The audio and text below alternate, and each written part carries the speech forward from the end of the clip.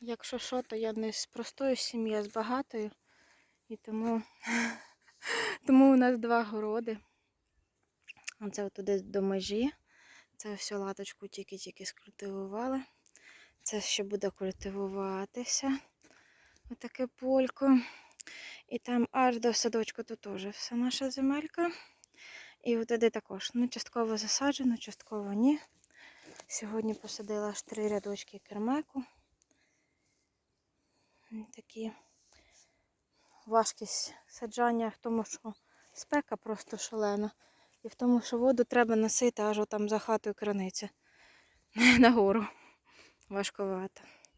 А так картопелька, ще кукурузка сьогодні на цій латочці квадратній посаджена. Багатенько зроблено. Треба рухатися додому. Тут дуже гарно.